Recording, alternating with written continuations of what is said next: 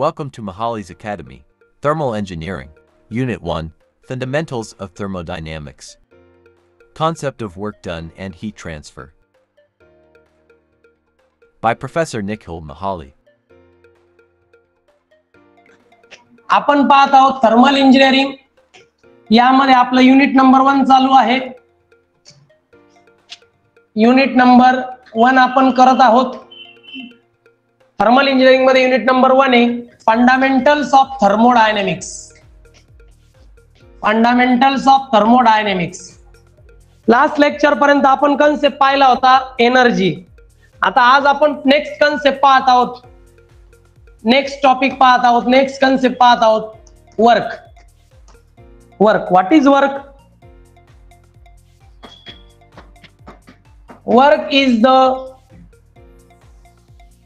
Work is a transient form of energy. Work is a transient form of energy. Transient form of energy म्हणजे काय? लक्षात घ्या. Work म्हणजे काय, work done म्हणजे काय हे समजून घ्या. वर्क डन म्हणजे काय? आता वर्क डन म्हटलं तर आपण जेव्हा फिजिक्स मध्ये पाहतो तेव्हा अप्लाय केलेल्या फोर्समुळे बॉडीमध्ये जे डिस्प्लेसमेंट होतं म्हणजे त्याला म्हणतात work done. For example he body आहे, इकडून फोर्स लावला 10 न्यूटनचा आणि बॉडी 1 मीटर पुढे गेली तर 10 न्यूटन मल्टिप्लाइड बाय 1 मीटर म्हणजे 10 न्यूटन मीटर हे झालं वर्क डन. हे फिजिक्स मध्ये. आता इथं वर्क डन काय आहे की जेव्हा एखाद्या बॉडीला हिट दिली जाते किंवा हिट रिमूव्ह केली जाते तेव्हा त्या बॉडीच्या एनर्जी मध्ये जो फरक होतो त्याला म्हणतात work done. Transient form of energy. Transient म्हणजे एकतर हिट वाढते किंवा हिट कमी होते जेव्हा एकतर आपण प्रोव्हाइड करतो किंवा रिमूव्ह करतो हिटला. म्हणून वर्क डन थर्मोडायनेमिक्स मध्ये ट्रान्झिएंट फॉर्म ऑफ एनर्जी म्हणजे एनर्जीचा असा फॉर्मॅट एकतर ज्यामध्ये वर्क डन होतं म्हणजे एनर्जी वाढते किंवा एनर्जी. फॉर एक्झाम्पल सकाळी आपण काय करतो की एक बादली पाणी तापवतोय आपण. फॉर एक्झाम्पल सुरुवातीला पाण्याचं टेम्परेचर कमी होतं, मग तुम्ही हीटर वगैरे लावलं पाण्याचं टेम्परेचर 50 डिग्री सेल्सिअस पर्यंत वाढवलं. फॉर एक्झाम्पल 50 डिग्री सेल्सिअस पर्यंत. मग वर्क डन झालं की नाही? कळालं ना? म्हणजे काय झालं, एनर्जीचा जो फॉर्म आहे तो चेंज झाला. ट्रान्झिएंट झाली एनर्जी. मग एनर्जी जी तर इन्क्रीज झाली, हिट एनर्जी, त्याला म्हणायचं transient form of energy means work done. मग वर्क डनचं युनिट काय? तसं पाहायला गेलं तर फिजिक्स मध्ये वर्क डन म्हणजे काय? Force into displacement. मग याचं युनिट काय रे बाबा वर्क डनचं? फोर्सचं युनिट न्यूटन, डिस्प्लेसमेंटचं युनिट मीटर. 1 न्यूटन मीटर म्हणजे किती जूल? 1 जूल. म्हणून आपण वर्क डनचं युनिट इथं सुद्धा जूलच वापरणार आहोत. वर्क डनचं युनिट इथे सुद्धा आपण जूल असंच यूज करणार आहोत.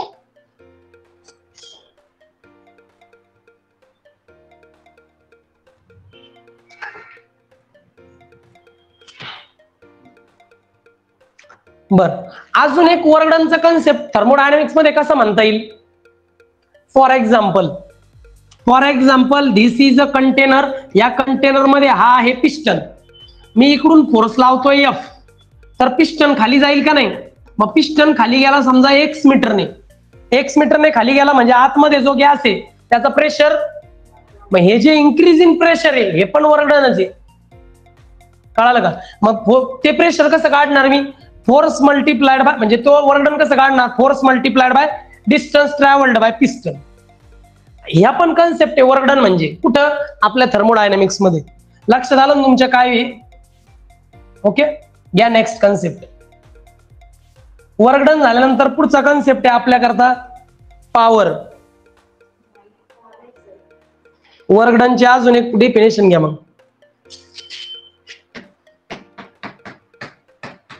Work done is the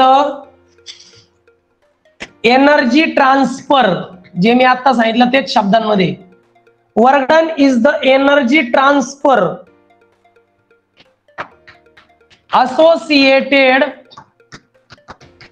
associated with a force acting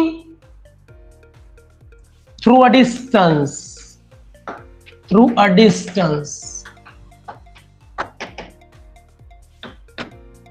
म्हणजे जी काही एनर्जीची देवाणघेवाण होते, जी काही ऊर्जेची देवाणघेवाण होते त्याला म्हणतात एनर्जी ट्रान्सफर. मग जी एनर्जी ट्रान्सफर होतं ते फोर्स अप्लाय केल्यामुळेच होतं ना. मग फोर्स अप्लाय केल्यामुळे एनर्जीचं जे ट्रान्सफर होतं विदिन द बॉडी और आउटसाइड द बॉडी याला म्हणतात वर्कडन. कळालं ना. मी जे सांगितलं तेच की पाण्याचं टेम्परेचर वाढलं 50 डिग्रीने बादलीमध्ये, तर समजून घ्यायचं तिथं वर्कडन झालं, म्हणजे एनर्जी ट्रान्सफर झाली, कारण तुम्ही फोर्स अप्लाय केला. ओके. आता नेक्स्ट कन्सेप्ट येतो बाळांनो, हीट ट्रान्सफर. वर्कडनचं युनिट तर आहे, आणखीन एक युनिट हे लिहून घ्या. 1 किलो जूल म्हणजे किती जूल रे? 1000 जूल. 1 किलो जूल म्हणजे 1000 जूल. वर्कडनचं थर्मोडायनेमिक्स मध्ये एखादा एक्झाम्पल पण लिहा. एक्झाम्पल घ्या. an expansion of gas in piston cylinder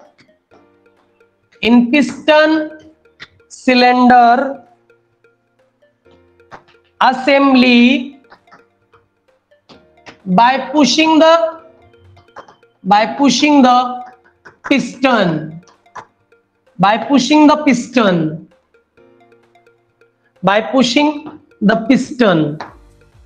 परत एकदा सांगतो बरं का. इकडे बघा, मी तुम्हाला आता सांगितलं तेच की हा एक आहे ना तुमचा सिलेंडर आहे आणि हा तुमचा पिस्टन आहे. मी काय केलं, इकडून फोर्स एफ लावला आणि याला वरच्या बाजूने ओढलं, तर इथं जो गॅस आहे की त्याचं काय झालं बरं? एक्सपान्शन झालं का नाही? जर हा पिस्टन वरच्या बाजूला गेला तर इथं जो गॅस आहे त्याचं व्हॉल्यूम वाढलं. मग हे पण एक प्रकारचं वर्कडन आहे. तेच एक्झाम्पल घेतलं, expansion of gas in piston cylinder assembly by pushing the piston upward. पिस्टनला वरच्या बाजूने ओढलं की या गॅसचं एक्सपान्शन होतं, तर गॅसचं झालेलं एक्सपान्शन या पिस्टन सिलेंडरच्या असेंब्लीमध्ये, हे पण एक्झाम्पल आहे वर्कडनचं. कळालं ना. मग व्हॉल्यूम वाढणं किंवा कमी होणं, एनर्जी वाढणं किंवा कमी होणं, किंवा एनर्जी ट्रान्सफर होणं, ऍड होणं, रिमूव्ह होणं, हे सगळ्याचे सगळं थर्मोडायनेमिक्स मध्ये आहे वर्कडन. कोणाला काय doubt?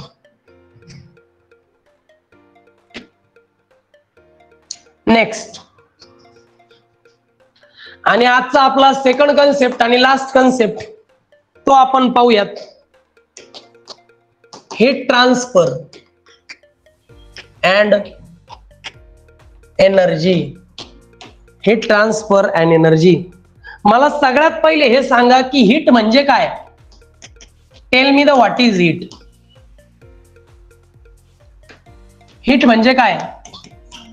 Heat is a form of energy. Heat is a form of energy that changes the temperature of any substance. बरोबर की नाही? हीट म्हणजे एनर्जीचा एक प्रकार. हीट म्हणजे एनर्जीचाच एक फॉर्मॅट आहे, पण तो काय करतो, समोरच्या सबस्टन्सचं टेम्परेचर बदलतो. हीट जर रिमूव्ह केली तर टेम्परेचर काय होईल, आणि हीट जर ऍड केली तर टेम्परेचर, म्हणजे एनर्जीचा असा फॉर्मॅट जो समोरच्या सबस्टन्सचं काय करतो, टेम्परेचर चेंज करतो, त्याला म्हणतात हीट. कळलं? मग आता पाहू हीट ट्रान्सफर म्हणजे काय. मग what is mean by heat transfer? थांबा, आपण युनिट वगैरे लिहू. सॉरी, म्हणजे अगोदर युनिट लिहा बाळांनो. हीट ट्रान्सफर पण पाहायचंच आहे, पण त्याचं युनिट वगैरे पाहू आपण आधी. बर, हीट इज डिनोटेड बाय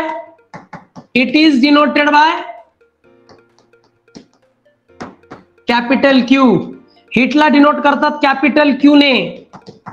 ही एक प्रकारची एनर्जी आहे, म्हणून याचं युनिट काय आहे? जूल.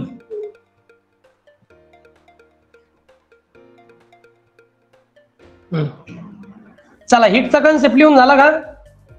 आता हीट ट्रान्सफर.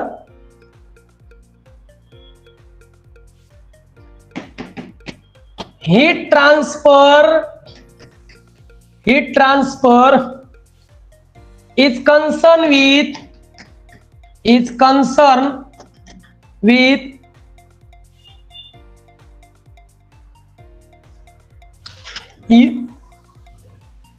generation,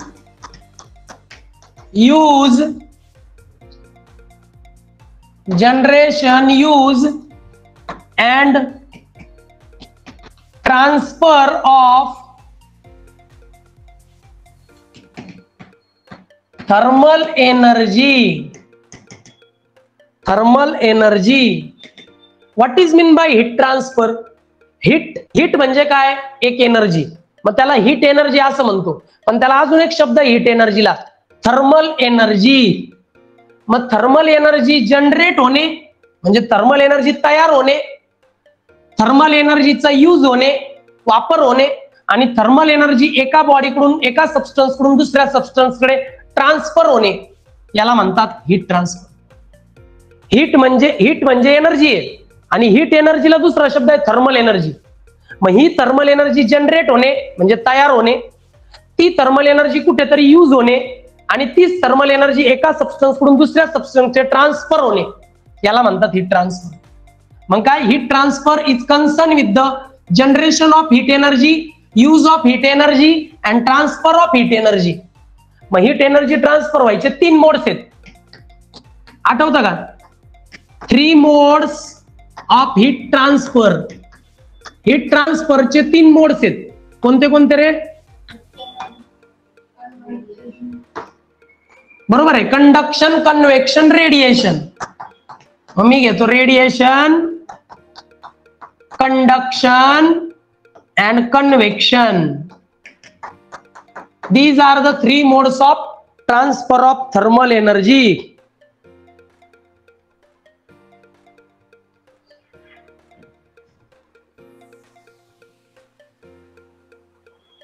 इथपर्यंत कळालं का? मग आता मला कळालं की हीट ट्रान्सफर अशी होते, आणि हीट ट्रान्सफर म्हणजे काय. आता एक सिस्टीम आहे, थर्मोडायनामिक सिस्टीम, आणि त्याच्यामध्ये जी टोटल हीट एनर्जी, सध्याची जी टोटल हीट एनर्जी आहे, त्याला म्हणतात स्टोर्ड एनर्जी, किंवा त्याला म्हणतात total energy of the system. बरोबर ना? सिस्टीम मध्ये जी टोटल एनर्जी, त्याला total energy of the system म्हणणार ना. मग पुढचं घ्या, the net energy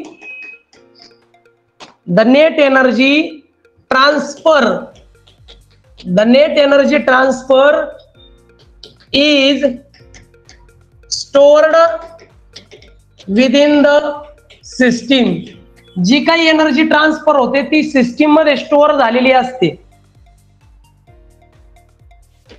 hence known as stored energy, or total energy of the system.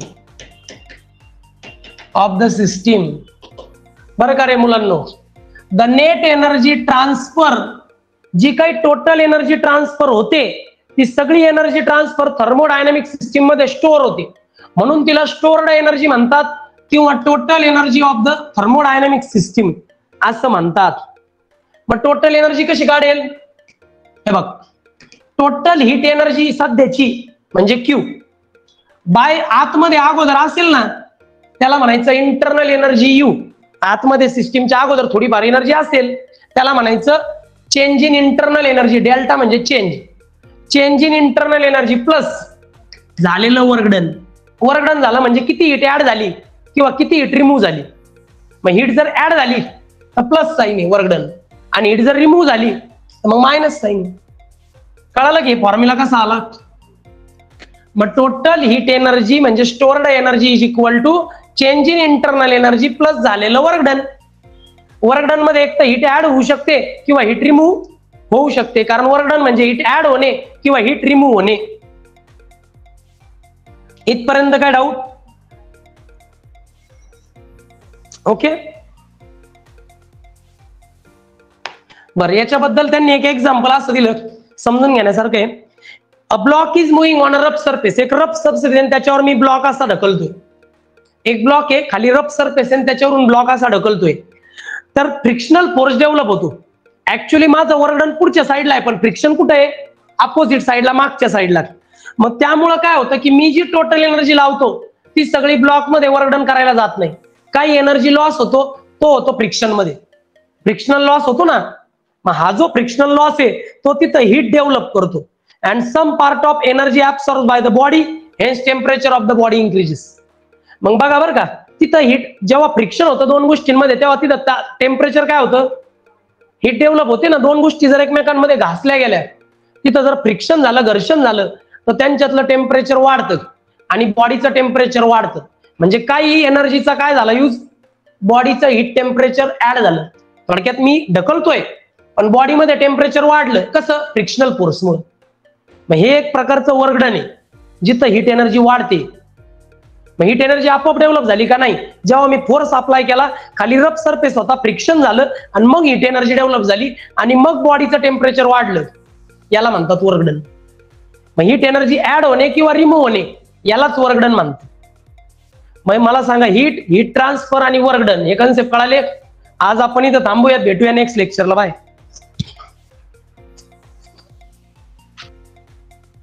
Like, share, and subscribe. Thanks for watching.